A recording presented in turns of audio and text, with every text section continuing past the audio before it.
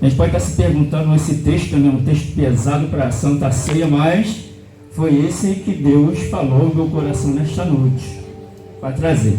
Amém? Vamos lá, diz assim: Jesus, entretanto, foi para o Monte das Oliveiras. De madrugada voltou novamente para o templo, e todo o povo ia ter com ele, e assentado os ensinava. E os escribas e fariseus trouxeram à sua presença uma mulher surpreendida em adultério, e fazendo-a ficar de pé no meio de todos. Disseram, pois, a Jesus: Mestre, essa mulher foi pega em flagrante adultério, e na lei nos mandou Moisés que tais mulheres sejam apedrejadas. Tu, pois, o que dizes? Isto diziam eles, tentando para terem de que acusar. Mas Jesus, inclinando, escrevia na terra com o dedo.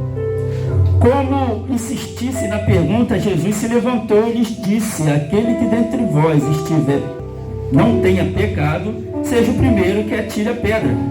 E tornando a inclinar-se, continuou a escrever no chão.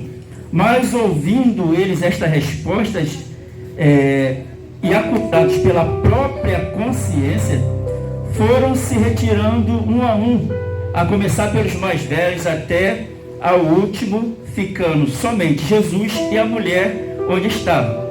Erguendo-se Jesus, e não vendo a ninguém, além da mulher, perguntou-lhe: mulher, onde estão os seus acusadores? Ninguém te condenou? Respondeu ela: ninguém, Senhor. Então lhe disse Jesus: nem eu tampouco te condeno. Vai e não peques mais. Amém? Podeis sentar em nome do Senhor Jesus. Louvado e agradecido é o nome do Senhor Jesus nesta noite. Irmãos, vou procurar ser bem rápido, bem sucinto, para nós não tomarmos muito tempo, né? Eu lendo essa passagem aqui, essa palavra, num contexto geral, o que está acontecendo aqui, né?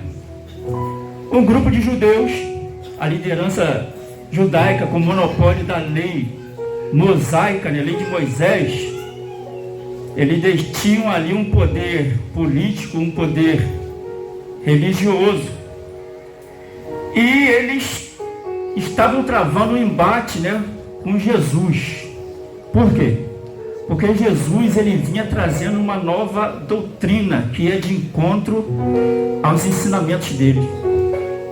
Então, se nós analisarmos essa passagem num contexto geral, claro que existe muito mais coisas, nós vamos ter como um ponto principal esse embate do novo a qual Jesus estava trazendo para aquele povo, mas existia um grupo ao qual, né, por conta de uma mente engessada, por conta de uma mente cauterizada nos ensinamentos, né, e com medo de perder o poder, né, o poder político, o poder econômico que se encontrava ali na época, né, eles combatiam com Jesus.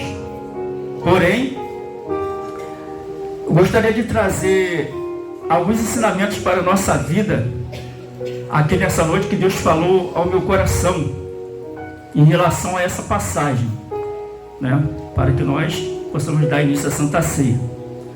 Uma das coisas que Deus falou ao meu coração em relação a essa passagem é que Jesus estava ali naquele momento, e os líderes judeus, quanto alguns, estavam vivenciando aquele momento a qual o Senhor Jesus tinha proferido, tinha feito vários milagres.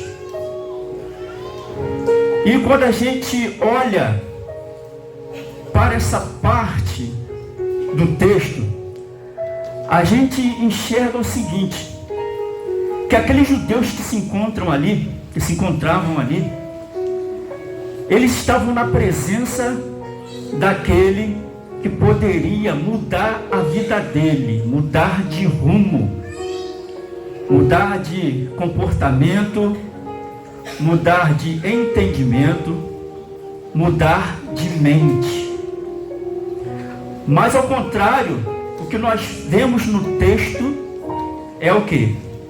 São pessoas que por conta de uma mente cauterizada, por conta de um poder, eles estavam combatendo o próprio Jesus. Eles não aproveitaram aquele momento a qual a ressurreição em pessoa estava ali. O poder em pessoa estava ali. Mas não. Eles estavam combatendo com Jesus. E que Deus falou no meu coração em relação a esse entendimento aqui, irmãos, é que muitas vezes a gente vem para a igreja, a gente ouve a palavra pregada, a explanação da palavra que sai desse altar, e muitas vezes nós não colocamos em prática na nossa vida. Irmãos, entenda, assim como aqueles judeus estavam ali, rejeitando, tiveram a oportunidade em loco, porque o próprio Jesus estava ali.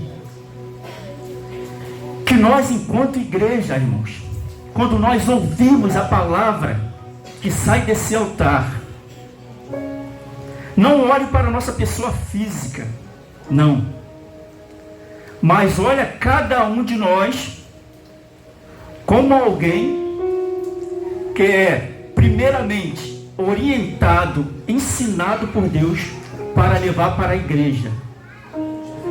Assim como a igreja, nós somos privilegiados. Imagine a cada pastor, a cada ministro, ou a cada um que suba aqui em cima como um espelho. E Deus sendo o sol. Imagine que o sol bate no espelho e venha refletir para o restante da igreja. Assim também somos nós, somos privilegiados de termos sido chamados, alcançados pela palavra e passar pelo restante. Então, nesse primeiro entendimento aqui, é isso que eu gostaria de trazer para a igreja. Não despreze, meus irmãos, a palavra que é lançada deste altar. Não despreze a oração. Abra o teu coração, abra a tua alma e faça disso que tem sido pregado aqui uma prática de vida, porque o que está sendo pregado aqui é real, é poder de Deus para a nossa vida. Não sejamos como os judaizantes, não, que estavam ali para especular a vida de Jesus por conta de uma mente cauterizada, um ensinamento arcaico. E Jesus estava vindo com um novo, irmãos. Jesus estava naquele lugar trazendo um novo, para que houvesse mudança de vida, mudança de comportamento, mudança de mentalidade, de mente, para que houvesse metanoia na vida daquelas pessoas. E nós hoje temos esse privilégio, irmãos. Não que nós sejamos coisa alguma, nós não somos nada, irmão, não é porque a gente coloca esse termo que nós somos alguma coisa. Não, nós somos tão privilegiados quanto a vocês. Nós somos ferramentas na mão do Senhor. E assim como Deus quer usar o ministério, Deus quer usar a tua vida, irmãos. Você é ferramenta, você é instrumento vivo na mão do Senhor para aqueles que perecem lá fora, para aqueles que ainda se encontram cativos. Então vire para o seu irmão e diga para ele: você é importante para Deus. Fale com convicção. Você é uma ferramenta na mão de Deus. E nós temos que crer nisso, irmãos. A oração que me antecedeu, que o presbítero Ricardo fez, irmãos, é real. Porque eu tenho certeza que ele foi usado como instrumento para a igreja. E nós temos que abraçar isso. Amém? Glória a Jesus.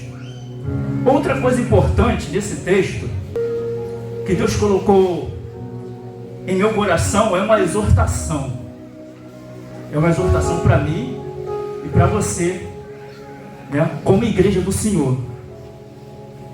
É um puxão de orelha sim, né? Para que a gente venha se atentar, para que a gente venha se enquadrar naquilo a qual Deus quer que nós sejamos. Quando os fariseus trouxeram aquela mulher adúltera e colocou, né, onde Jesus estava, esse texto é bem conhecido, a palavra é bem clara. Esse texto nos remete a dizer que os fariseus, né, assim como no início, eles estavam querendo de alguma forma pegar uma falha do próprio Jesus. Porque quando a gente se aprofunda um pouquinho mais no texto, se Jesus dissesse assim: apedreje essa mulher, ele estaria cumprindo a lei mosaica? Sim. Porém, estaria descumprindo a lei de Roma, que proibia esse tipo de ação. E se ele falasse assim: não apedreja ela, ele estaria descumprindo a lei de Moisés e cumprindo a lei de Roma. E quando eu leio essa passagem, irmãos, eu fico assim maravilhado. Por quê? Jesus, ele foi de uma sabedoria enorme. Jesus, ele entrou lá no inconsciente daquelas pessoas que estavam querendo acusar ele, irmãos. Jesus entrou naquela gavetinha que se encontra lá no inconsciente, que por conta de um gatilho, ele estava soltando aquela palavra contra Jesus. Jesus, o que é que você diz a respeito dessa mulher? E é essa exortação, irmãos. Eu sei que é culto de Santa Ceia, mas Deus falou, eu tenho que falar. É essa exortação que Deus quer trazer para nós hoje, né? Jesus respondeu: não tem pecado? Você está autorizado a tirar a primeira pedra. Irmão, foi lá no coração, foi lá na alma, porque no fundo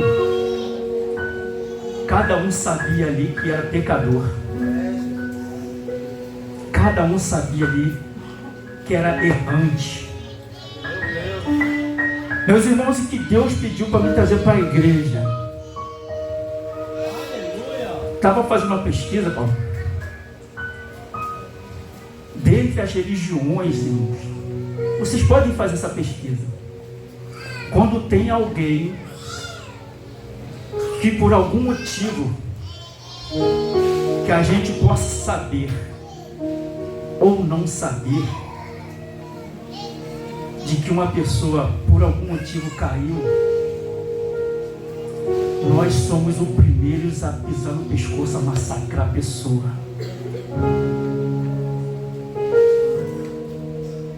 Isso é real.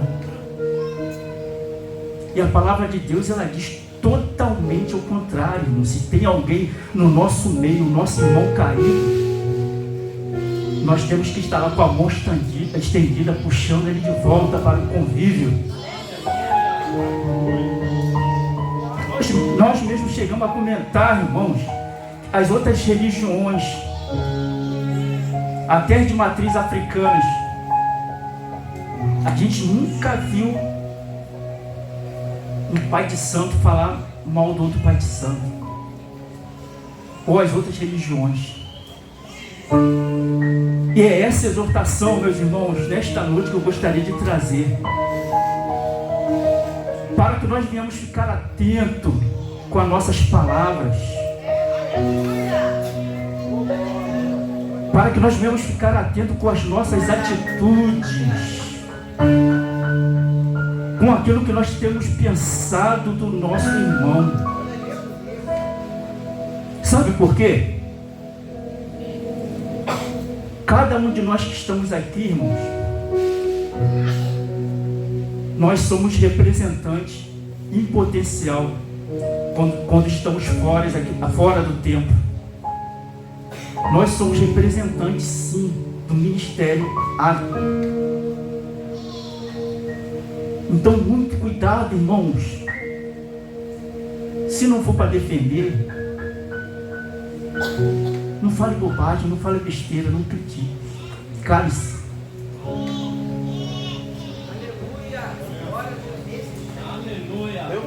Irmãos, porque da mesma maneira, da mesma forma que esses judeus queriam apontar o dedo para Cristo, existe um ditado que diz assim, né, que quando a gente aponta um dedo, tem 3 que está apontando para nós.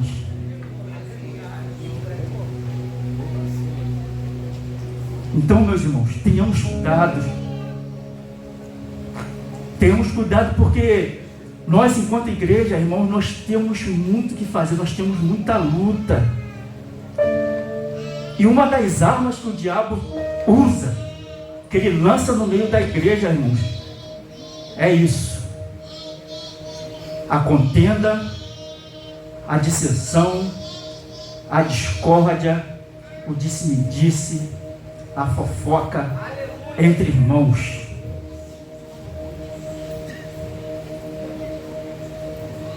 Eu sei que a palavra é dura, irmãos, porém, uma palavra de correção, porque sempre que eu oro,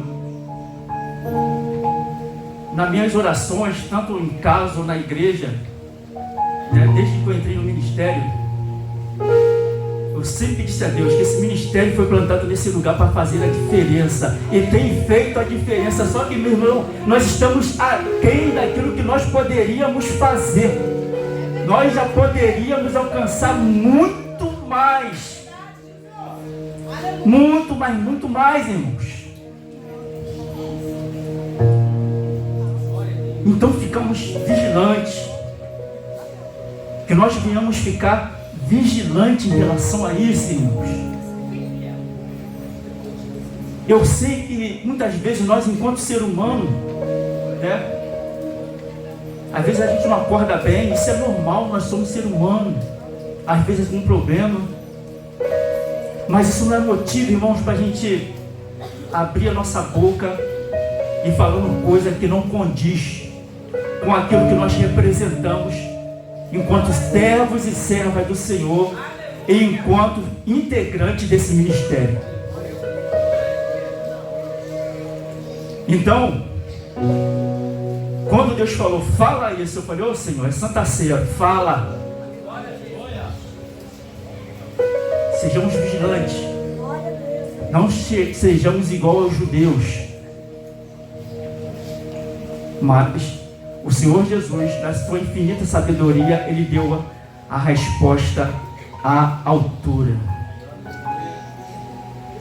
Amém, meus irmãos? Que nós fiquemos vigilantes. Uma outra coisa que eu gostaria de trazer para a igreja nessa noite, que é em relação à mulher adúltera.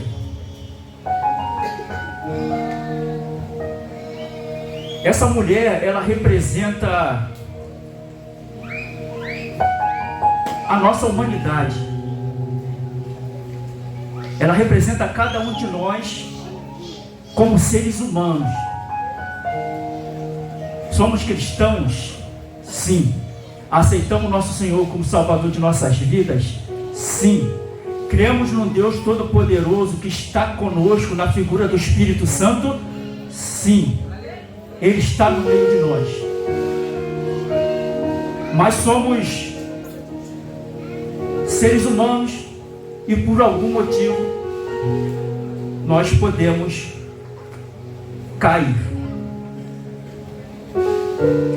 E a pergunta que Deus pediu para que eu trouxesse à igreja era a seguinte: qual de nós, irmãos,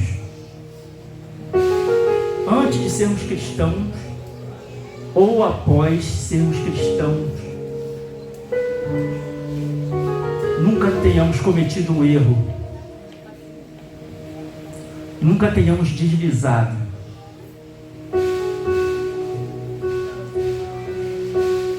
Então eu gostaria de pedir a ajuda do Xande, colocasse para completar essa passagem aqui, 1 de João 1, 8. Então, irmãos, essa mulher ela foi pega como uma adúltera. De fato, realmente ela estava cometendo o pecado. Por que eu digo que é um momento de humanidade dela? Porque nós, enquanto seres humanos, nós também podemos a qualquer momento deslizar. E isso, irmãos, não nos faz piores do que ninguém. Porque a palavra de Deus, ela diz que já não existe conserto somente para um, que é o diabo. Mas nós, que fazemos parte da família de Cristo, que temos a presença do Espírito Santo ao nosso favor, se você confessa o seu erro, o seu pecado em oração, crendo, a palavra de Deus diz que Ele te livra, que Ele te liberta, que Ele te dá perdão. E os acusadores daquela mulher, eles estão ali, como um tipo de diabo, acusando a mulher e querendo pegar Jesus. A palavra de Deus em 1 João diz assim, ó, isso aqui é para crescimento e ensinamento nosso. Se dissermos que não temos pecado, enganamos-nos a nós mesmos, e não há verdade em nós. Então, irmãos, se alguém do seu lado caiu, seja de fato, faça valer o seu título de cristão, estenda a mão e busque novamente para a fileira de Cristo. Se tem alguém entristecido que você conheça, ore com ele, dê uma palavra de Cristo, sustenta ele. É isso, irmãos, que o nosso Deus quer que nós venhamos fazer. Glória a Deus. E para mim finalizar, eu falei que não ia ser sucinto. A primeira parte nós falamos dos acusadores, a segunda parte da mulher como ser humano, e a terceira parte eu gostaria de trazer para nós, que fala a respeito do perdão. É por isso que eu pedi nesta noite, irmãos, para cada um olhar para o lado do seu irmão e falar: a despeito dos nossos erros, das acusações, das nossas fraquezas, ainda existe um Deus que libera perdão para nós nesta noite. E Ele está aqui, irmãos.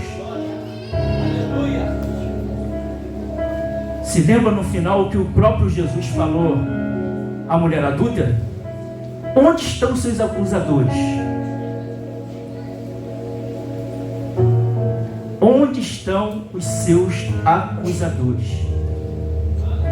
Ela ergueu a cabeça e viu que não tinha nenhum. E Jesus falou com ela: tem alguém para te acusar aqui? Ela: não, Senhor. Então, nem eu te acuso. Vá e não peques mais. Irmão, na nossa caminhada cristã, a gente está lutando, para a pregação do Evangelho, para a disseminação do Evangelho. Lutas e ventos se levantam contra a nossa vida, irmãos. Porque o diabo, ele não tem brincado de ser diabo. Porém, irmãos, a despeito das acusações que o diabo tem lançado sobre nossa vida, sobre nossa casa, nesta noite, o que o Senhor Jesus pediu para trazer para a igreja é a seguinte pergunta: onde estão os seus acusadores? Porque nós estamos sendo abraçados por um Deus que tudo pode, que tem a resposta certa para a nossa vida. Onde estão os seus acusadores, irmãos? que fez você se afastar da sua caminhada. Você que outrora cantava, você que outrora orava, você que estava nas vigílias, subindo o monte, você que visitava, você que evangelizava. O Senhor Jesus diz nesta noite: onde estão os seus acusadores? Volte correndo, porque Ele está aqui de braços abertos, irmãos. O Senhor Jesus diz nesta noite: onde estão os seus acusadores? Que diz que você não vai sair desse vento que você está passando, dessa situação ruim. Ele está aqui para te perdoar, para liberar perdão para a sua casa, para a sua família, tal qual Ele liberou para a mulher adúltera. Onde estão os nossos acusadores? Então, nesta noite, meus irmãos, igreja do Senhor, os ventos vêm, as acusações vêm, mas existe um Deus que dá a resposta certa e te pergunta: onde estão os seus acusadores? Todos sumiram em nome do Senhor Jesus. Então creia, meus irmãos, creia que há perdão, a despeito daquilo que você esteja passando, a despeito daquilo que você esteja sofrendo, a despeito das acusações que o inimigo das nossas almas tem lançado. O próprio Jesus diz para mim e para você: onde estão os seus acusadores? Ele está aqui nesta noite. Ele está do meu e do seu lado. Ele quer te abraçar. Ele quer te sustentar. Ele quer te reerguer novamente, irmão, porque nós somos mais que vencedores em Cristo Jesus.